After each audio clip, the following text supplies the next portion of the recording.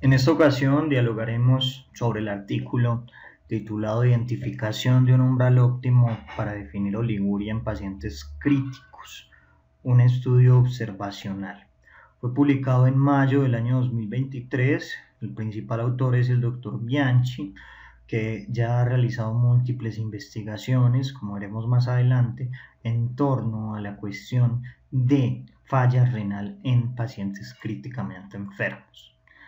El gasto urinario es una ventana para evaluar la función renal en la unidad de cuidados intensivos. Históricamente ha permitido diagnosticar y clasificar la lesión renal aguda. De hecho, es bien conocido que la oliguria se asocia con mayor mortalidad a 90 días, independientemente de los cambios en la creatinina sérica. Mencionando un estudio previo elaborado por Bianchi en el año 2021, este autor documentó con una población de 15.620 pacientes que la oliguria grado 2 se asociaba con una mayor mortalidad a 90 días. Esto con un OR de 2.4 y una P de menos de 0.001, mientras que la oliguria grado 3 se asociaba con un incremento de la mortalidad con un OR de 6.2, también con una P estadísticamente significativa. Sin embargo, interpretar la oliguria en la praxis es un desafío, y esto se debe a la dificultad para diferenciar entre una adaptación fisiológica al estrés, que es común en el paciente críticamente enfermo, de un verdadero daño renal. Por consenso, la lesión renal aguda se define como un gasto urinario menor de 0.5 mililitros kilo hora por al menos 6 horas. Se nos ha enseñado a clasificarla en 3 estadios a partir de la creatinina y el gasto urinario. El estadio 1 sería aquel que tiene un incremento de la creatinina de 1.5 veces en relación al basal, o un incremento de 0.3 miligramos decilitro en relación a la previa, con un gasto urinario con el punto de corte que mencioné previamente por debajo de 0.5 en 6 horas. El estadio 2 sería aquel que tiene un incremento de la creatinina de más de 2 veces, o que tiene un gasto urinario por debajo de 0.5 mililitros kilo hora por 12 horas, y el estadio 3 sería aquel que tiene una creatinina por encima de 4 miligramos decilitro, o tiene un incremento en el valor de la creatinina en relación al basal de más de 3 veces, o que tiene un gasto urinario por debajo de 0.3 mililitros kilo hora en 24 horas, o anuria durante 12 horas.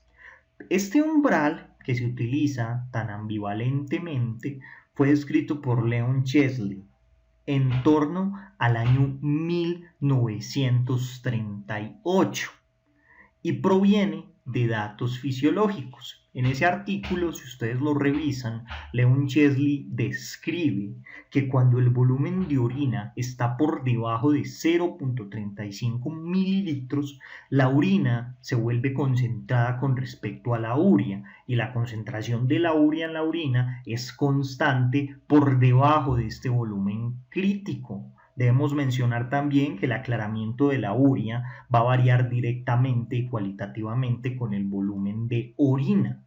La relevancia clínica del umbral de 0.5 mililitros kilo hora ha sido debatida a lo largo de la literatura, y precisamente esos son los antecedentes a la realización de este estudio. En un estudio del año 2013, RALIB es un estudio de Critical Care a partir de datos recogidos en 725 admisiones.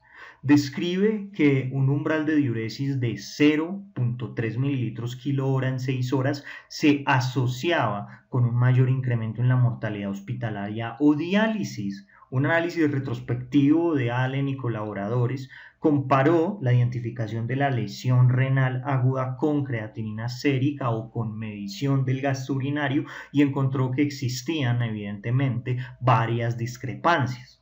Cuando se utiliza la creatinina, la incidencia de falla renal es del 32% en la unidad de cuidados intensivos, pero cuando se utiliza el gasto urinario se puede incrementar hasta un 72.8%. Vale la pena entonces preguntarse, ¿realmente esas oligurias, entre comillas, son asociadas realmente con un compromiso renal o responden a adaptaciones fisiológicas ante el estrés? Debemos mencionar también varios estudios, entre ellos el realizado por Misota, que fue una serie retrospectiva hecha con 3.560 pacientes que venían del Hospital Universitario de Kioto, y en este estudio que vemos en pantalla el umbral de diuresis intraoperatorio por debajo del cual realmente aumentaba el riesgo de lesión renal aguda era diferente. Este autor y su equipo encontró que los episodios intraoperatorios de oliguria, cuando se encontraban en márgenes de 0.3 a 0.5 mililitros kilo hora, realmente no se asociaban con lesión renal aguda postoperatoria. Esto solamente ocurría cuando se utilizaba un punto de corte de 0.3 mililitros kilo hora. Hallazgos que, como veremos más adelante, concuerdan muchos con los planteados por Bianchi en el estudio que estamos discutiendo en esta ocasión. John Proul también publicó otro estudio sumamente interesante. Se hizo a partir de 239 pacientes críticamente enfermos.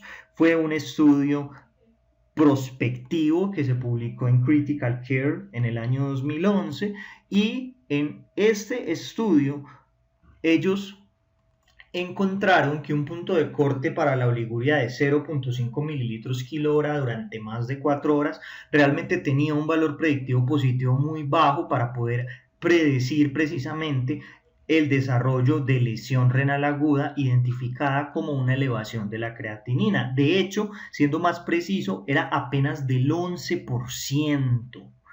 También debemos mencionar un análisis del grupo de estudio Finacchi. Fue un análisis de 1966 pacientes, alrededor de 16 unidades de cuidado intensivo, donde se documentó que un umbral más bajo y más estricto de 0.3 mililitros kilo hora durante 6 horas o de menos de 0.1 mililitros kilo hora durante 3 horas era muchísimo mejor predictor de mortalidad o de necesidad de diálisis que los puntos tradicionales. Es así que los puntos de corte actuales, según todos los antecedentes teóricos de este estudio, son muy conservadores, y precisamente eso era lo que describía la literatura hasta el momento de la publicación de este artículo, y dicha literatura concuerda mucho con lo que describe Bianchi en este artículo.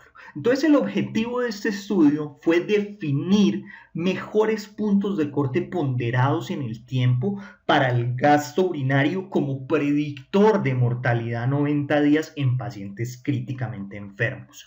Fue un estudio observacional, se hizo con adultos mayores de 18 años ingresados en unidades de cuidado intensivo entre el 1 de enero del año 2010 y el 15 de junio de 2020. Excluyeron a pacientes con enfermedad renal crónica en estadio terminal, con estadía menor de 6 horas, en los cuales los datos de resultados eran insuficientes, en aquellos que tenían datos de definición de lesión renal aguda incompleta o que tenían documentos para no participar en investigaciones clínicas.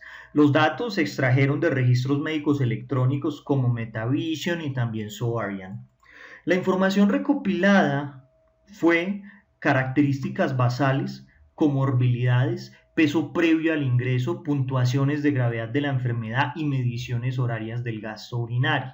El objetivo primario fue la mortalidad a 90 días. Los análisis estadísticos, estos autores los hicieron con R, puntualmente con la versión 4.1.2, y el nivel de significancia estadística que ellos establecieron fue de 5%. Ellos evaluaron la mortalidad mediante el cruce de datos con el Registro Nacional de Defunciones de Suiza, y los datos continuos se informaron como medidas en desviación estándar o mediana mediante rangos intercuartílicos, y las variables categóricas se expresaron como porcentajes. Ahora, para el cálculo del promedio estandarizado de producción de orina, ellos utilizaron las ecuaciones que vemos en pantalla. Estandarizaron la producción de orina por hora según el peso corporal previo al ingreso, luego calcularon el promedio estandarizado de producción de orina del paciente durante X horas, antes del tiempo. Restringieron el análisis a ventanas de 3, 6, 12 y 24 horas, esto por conveniencia de los autores, y luego ellos calcularon el valor mínimo entre todos los promedios. Utilizaron un modelo de regresión logística para poder predecir mortalidad a los 90 días, y la mortalidad se predijo como función de producción de orina promedio mínimo. Ellos evaluaron de manera separada los datos para las admisiones médicas, también para las quirúrgicas programadas y también para las quirúrgicas no programadas, y las variables de control fueron edad al ingreso en el momento pues de ingresar a la UCI, el puntaje SAPS que se corregía para no tener en cuenta la producción de orina, y también el índice de comorbilidades de Charson. Los predictores fueron continuos, también fueron modelados de manera flexible utilizando splines de regresión de placa delgada penalizados dentro del marco de modelos adictivos generalizados. ¿Esto qué significa? Bueno, aquí hay varios puntos importantes. Los predictores continuos son variables que pueden tomar cualquier valor dentro de un rango determinado, por ejemplo la edad o la producción de orina. Cuando ellos dicen que se modelaron de manera flexible utilizando splines de regresión de placa penalizados, debemos aclarar que los splines de regresión son una técnica que permite modelar precisamente relaciones no lineales entre variables predictoras y variables de respuesta. En este caso, ellos utilizaron splines de regresión de placa delgada, esto para poder tener una suavidad adicional en la curva ajustada y poder evitar el sobreajuste del modelo, como veremos más adelante, y aplicaron una penalización al modelo para poder evitar una complejidad excesiva, pero pues estadísticamente hablando este estudio ya es complejo. Se realizó dentro del marco de modelos aditivos generalizados para poder incorporar estas relaciones no lineales en el modelo de manera flexible y también efectiva. En cuanto a las covariables faltantes, acá vale la pena mencionar que las covariables son variables que se utilizan como predictores en un modelo. Cuando ellos hablan de datos faltantes en las covariables, debemos tener en cuenta que estos datos podrían afectar la precisión de los análisis estadísticos, y precisamente para poder evitar estos errores, ellos aplicaron un enfoque que se llama enfoque de múltiples imputaciones. Este método que les estoy mencionando crea múltiples conjuntos de datos completos donde los valores faltantes se estiman utilizando información de otras variables en el conjunto de datos. Ellos crearon 50 conjuntos de datos completos imputados. Utilizaron, como hemos mencionado, variables como la edad, resultados de pruebas médicas, género, peso corporal, niveles de creatinina, dosis de noradrenalina, entre otros.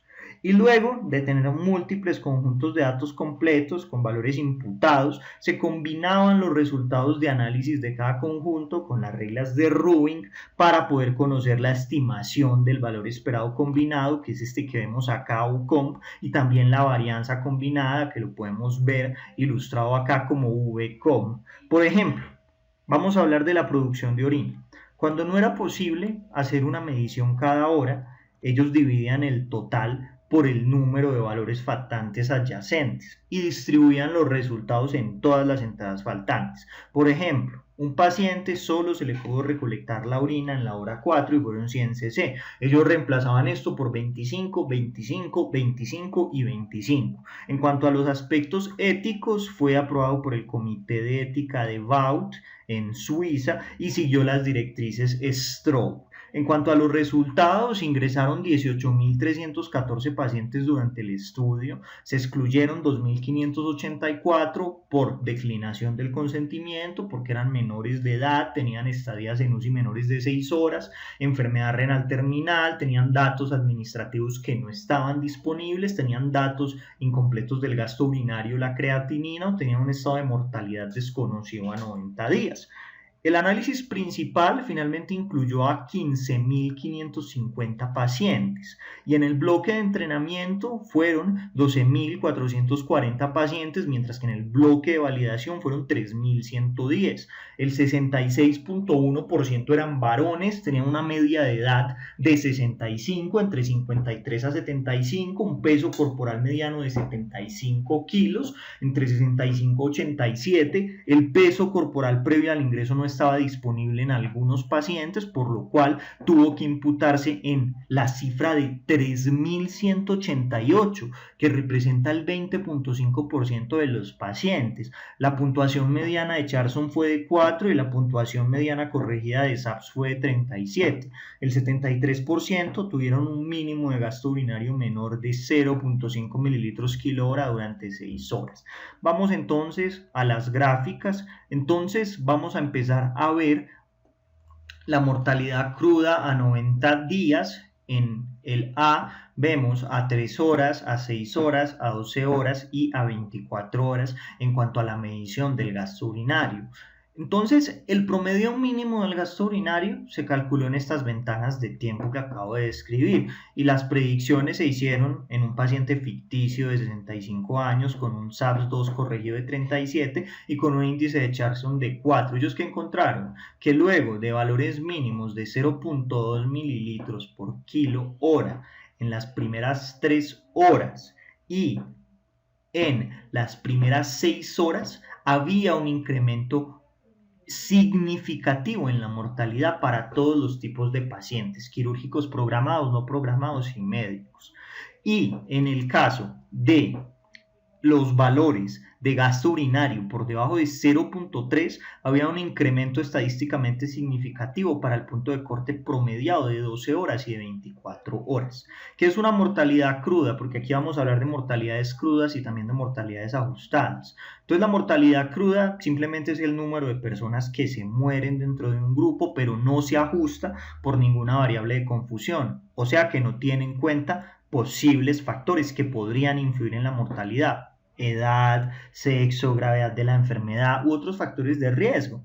Pero acá también vemos los mismos hallazgos en cuanto a la mortalidad ajustada a 90 días. Para el rango de 3 horas y 6 horas, el punto de corte de 0.2 para abajo aumenta mortalidad, y de 12 a 24 horas el punto de corte por debajo de 0.3 también incrementa mortalidad. Lo mismo podemos ver en la gráfica de mortalidad ajustada a 30 días. Acá ya tenemos una mortalidad ajustada. Esto quiere decir que se tienen en cuenta las variables de confusión que podrían influir en la mortalidad. Utilizan técnicas, por ejemplo, modelos de regresión, para poder controlar las variables y para poder calcular una tasa de mortalidad que refleje precisamente el riesgo de mortalidad que tienen los pacientes.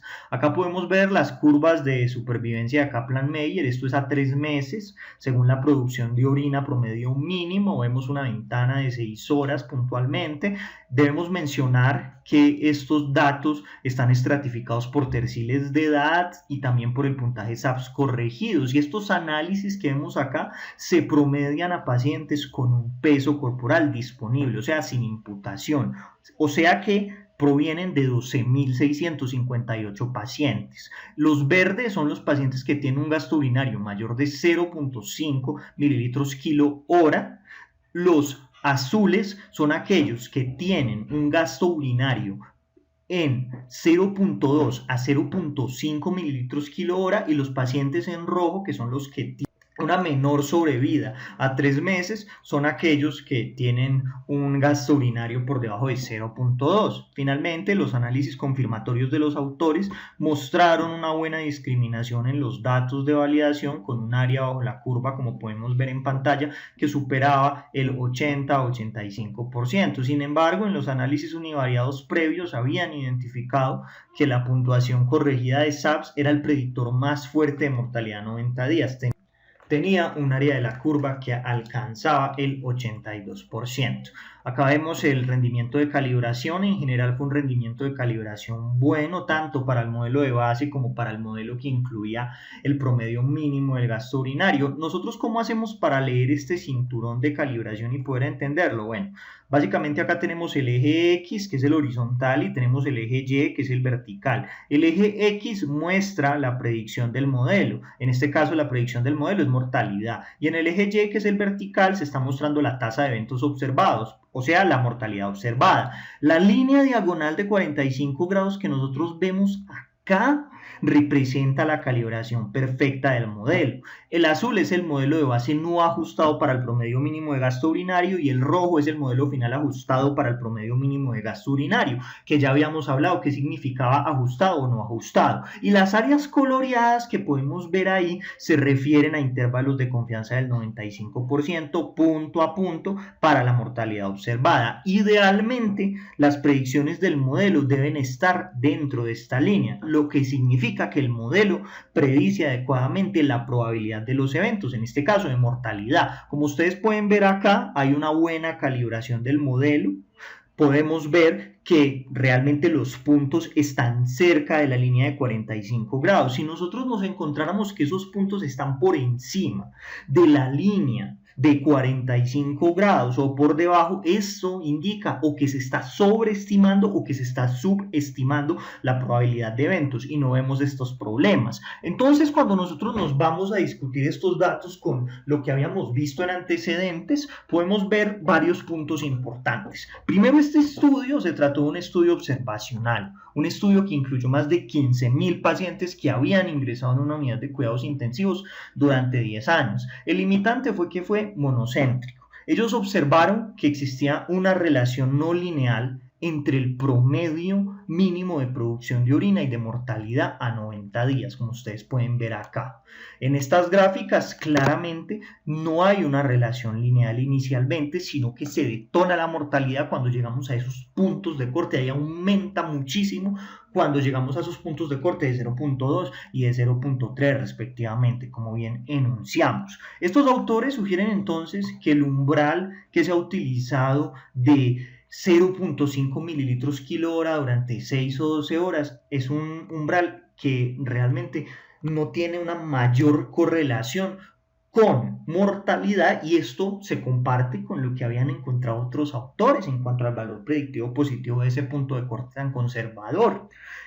De igual forma, podemos entonces traer a colación unos estudios que habíamos mencionado a priori, que era el de Misota y el de John Prowl, donde el punto de corte de 0.5 mililitros kilo hora solo tenía una débil asociación con injuria renal aguda y que tenía un valor predictivo positivo muy limitado. Habíamos hablado de un valor predictivo positivo del 11%. Debemos mencionar también el estudio de Ralib. Ralib determinó como umbral óptimo para hablar de oliguria como predictor de mortalidad o como predictor de necesidad de terapia de reemplazo renal, un punto de 0.3 en 6 horas. Y estos hallazgos finalmente corroboran que la definición actual de oliguria es muy liberal.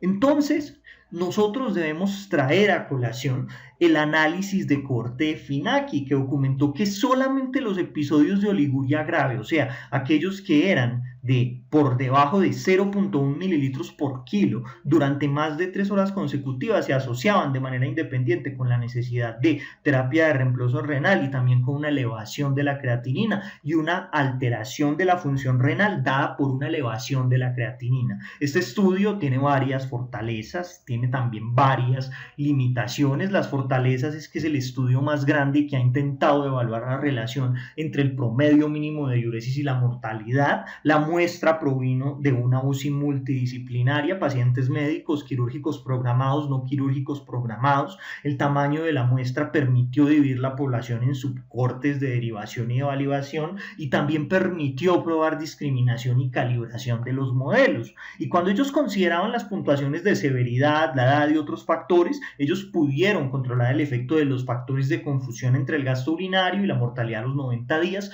tuvieron datos ajustados, datos crudos. Fue un estudio estudio que en cuanto a sus limitaciones fue monocéntrico, esto puede alterar la validez externa de los hallazgos. Sin embargo, con un volumen tan grande, también esto es poco factible, pero hay que mencionar esta limitación. Otra limitación es que ellos restringieron los análisis a ventanas de tiempo convenientes de 3, 6, 12 y 24 horas. No consideraron otros resultados importantes como el aumento de la creatinina sérica o necesidad de terapia de reemplazo renal. No emplearon un urinómetro automatizado. Esto podría haber mejorado la precisión de recolección de los datos. Además que algunos valores se perdieron y el gasto urinario se normalizó al peso corporal de los pacientes. Tuvieron que utilizar algunos valores imputados. Entonces este tipo de limitaciones las debemos considerar al hablar de esto. Finalmente, algunos mensajes muy puntuales para llevar a casa. La predicción de mortalidad mejoró cuando se utilizó la definición de oliguria propuesta por los autores.